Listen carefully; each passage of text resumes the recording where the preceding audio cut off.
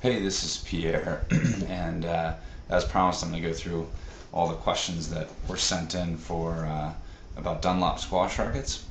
First one's from Henry. He says, "What is the factory stringing tension for this Dunlop Biomimetic Pro GTS 130?" And the answer is 25 pounds. This is a lot of these answers were supplied by Tom from Dunlop, who was very helpful in getting a lot of these questions answered. So thanks, Tom. 25 pounds on that one, and that's he's talking about this racket here, the Dunlop Pro GTS 130. That's actually the racket that I play with most of the time. A great racket. All right, next question. Which Dunlop model offers the most power? That's a question from Craig. Tom's view was, and this is new to the range this year, he said either the Biomimetic Revelation 135 or the 125. I'm showing you both here. Similar frame shape, obviously. You can see on the 135 the strings go down to the throat in kind of a fan pattern, and then on the 125 they're more in the traditional vertical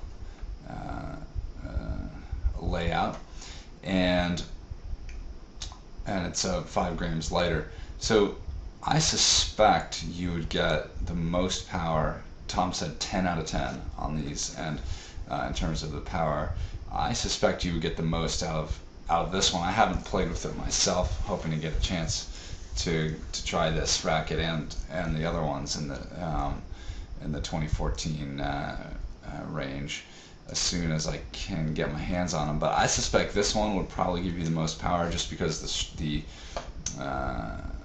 strings are longer, and so you're going to get more of a trampoline effect. Both of them have pretty big head, though. I think they're both 500 square centimeters, so they both should be pretty powerful. And of course, on both you've got the strings going down through the throat, which is not what we've seen from Dunlop in the past few years. This is new to their lineup, as far as I can tell this year. So it should be interesting to give these a try. I see in some of the marketing that Marwan El Sherbagi is going to be playing with this one, the 135. He plays with right now with another Dunlop called the Tour CX, which doesn't look like they're making again this year. So we'll have to. I haven't seen him in any tournaments yet, but we'll have to keep an eye out for that. All right, next question is from Nick. Just how good are the factory strings on Dunlop rackets, or would you recommend restringing? I've just bought a Biomimetic Elite with silk string. Silk is the default Dunlop string, and let's see if I can show you a picture. First of all, he's got the Elite. I don't know if he has this one. This is the new GTS that's new for 2014, or whether he has the prior version, which looks pretty similar. Let's see if I can find it really quick. Prior version looks like this. So as for the string, what Tom said was, Dunlop's view on the string is they go for control and feel. Dunlop's approach is that's what most club players are looking for: feel, touch, control. And his view was that this Dunlop silk string is one of the best on the market when it comes to going for those areas. Personally, when I got my Pro GTS 130, I used the factory strings for probably 6 months to a year. I usually like the factory strings. When I got it restrung, I switched to some Technofiber 1.1 just to try out something different. And I really like the Technofiber also, and I prefer it slightly, but it's it's not like there's a humongous difference actually, in my opinion. And so I think I would say if you're happy with the factory strings, with a silk string, stick with it. Try other things out, see if you like it. But it is, like Tom says, it is kind of designed for club players, and should suit a lot of people. And of course, then you don't have to get it restrung, so that's nice. All right. Next question is from, oops, I forgot Bill here. Do Dunlop rackets still vibrate when striking the ball? I asked Bill which racket he's had a problem with that with, but I haven't heard back from him yet. I've never really had that problem with Dunlop rackets. I don't have it with that problem with my Pro GTS. Tom said, if you want, use the shock absorber. I forget what he called it. The little ball, the little Dunlop ball sort of shaped shock absorber that comes with the racket. The dampener, that's what he said. And he also said, some of the GTS rackets, the Ultimate and the Elite, should vibrate a little less just based on their construction. But on the whole, he kind of felt Dunlop rackets, would be a little less stiff than other brands and would actually be less prone to vibration. That's what I found too. So, if anyone wants to leave a comment, if they've had this problem as well, please do leave that in the post below. So Jason asks, I use Technofiber rackets and have always thought of using Dunlop, or at least trying them. What are the differences? I'm looking for touch rather than power. And I actually, of the two rackets that I use the most, one's the Pro GTS from Dunlop, and the other is the Technofiber, what is it called? Carboflex 130, which, whoops, this is the one Jason's using. I'm using another one that's a similar shape from Technofiber. I do find the Technofiber to have to be a little stiffer, especially the 130, and I find that it's more of a power racket, and I think a lot of that's due to the longer strings. That's going to give you more of that trampoline effect and more power in your shots than maybe the sort of typical Dunlop frame shape with the closed throat. So that's my take, is that the Dunlop rackets do have more control, and Tom said that from what he hears from Technofiber players, he hears that people say that those rackets are stiff. So good for power, not as great for touch, and a little bit harder on the arm.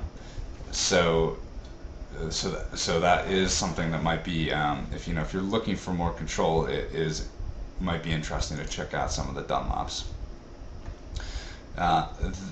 Let's see. Next question, is from Richard. Any meaningful improvements made to the Elite or any of the other top 2014 rackets? The changes really came, aside from the new models that came out. There was the Revelation models. The Elite and the Ultimate are now, they've got this GTS sort of tag on them. What Tom said is they've added a bit of stiffness compared to the prior models, but still overall a focus on control and feel. I haven't had a chance to try out the new ones, the new Elite or the new Ultimate myself. If I do, I will definitely post an update as to if I can feel a difference. But I did actually sort of lay them on top of each other.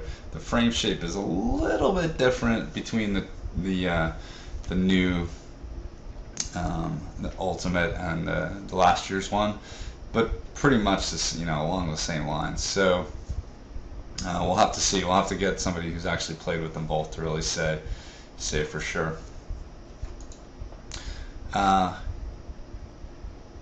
Gabriel says, I use the Dunlop Blackstorm and I'd like to read reviews about the new ones compared to the old. I've actually never tried the Blackstorm in either, Tom, so unfortunately we aren't able to really give you much information on that one, Gabriel, but maybe if anyone reading this or listening to this has used the Blackstorm and any of the newer rackets could leave a comment. I'll just pull up a picture. Here's what the Blackstorm looked like. There was actually two versions of it. One of them was called, I think, the Blackstorm 500. I think that was this one. And this was the regular Blackstorm. And here's Hisham playing with it at the US Open a couple years ago. The one that looks the most similar to me in terms of just looking at the picture is the Evolution 130, and that it's kind of that hybrid where instead of the bar coming across higher up, it goes down a bit further, although not all the way. It's a rough comparison, though. You can see they're a little different. So really, hopefully someone can leave a comment if they've tried them both. Let's see.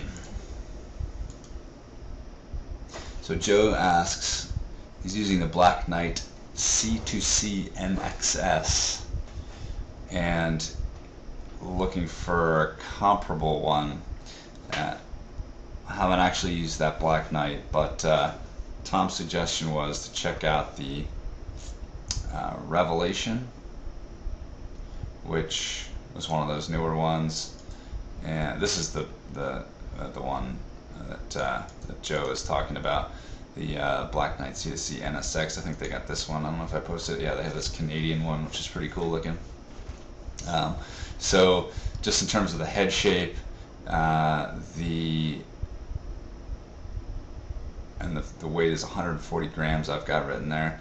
So you might, this one, the Revelation 135, might be the closest. The string pattern's a little different though, so that's a bit of a guess, but that one might be the first one to give a try if you have a chance. Again, hopefully I'll be able to kind of track down a lot of these rackets that people are mentioning. I'm gonna reach out to Black Knight and other brands and see if I can get a chance to hit with some of these rackets and give more feedback to the questions as they come in. All right, so Paul asks, they seem to have discontinued the women's pink one, and my daughter wants to know what has replaced it and what are the differences between the old and the new. So Paul, you might be talking about this one, the Evolution 120, which is this racket here, is still in the lineup for this year. It came out last year, and I might have it on my site under 2013, but it's still available. It's still in the Dunlop, it's still available, and so you should be able to still get it now. The prior model, if you're talking about that, let me see if I have a picture here, is this sort of black and pink one. That is tougher to find. There might be some left on Amazon. I'm not sure. I haven't actually checked these links, but it's been replaced by this one, and this is the one. I've got it here. Allison Waters plays with, as well as a few other pros, which actually brings me to the last question from Lawrence. Why is the Evolution 120 aimed at women when, Nicole David uses a head-heavy racket and there are men who like light rackets? Why is it marketed towards women, is how I kind of took his question. And Tom basically said, well, it's a matter of preference, really. There are guys that are using the the 120, and yeah, I know it's pink, but it's and it's marketed towards women, and the fact is that is who's using it really, are the women professionals. So you got Allison Waters here, there's Natalie Grinham, and oops, that's not actually showing. Well, going way off track here. I thought there she is. You know, and even the prior model, Sarah Kippax. So it is popular with women players, and to me, it's kind of like, okay, it makes sense that they continue marketing it towards women club players as well. But there's definitely no rule that pink has to be for women, even though my daughter's favorite color is pink, and my son doesn't care about any colors whatsoever. Who knows? But if you like a headlight racket and a light racket, you might want to give it a try, regardless of whether you're a man or a woman. So I think that was the last question. It is. So everybody, thanks again for sending in those questions, and I will be kind of sending out some emails in the near future, kind of asking your thoughts and questions on other brands as well, and hopefully I'll get as many of these questions answered as I can, and hopefully found it useful. If you have any follow-ups, just reply to any of my emails. It's pierre@squashsource.com, and let me know. All right, thanks a lot.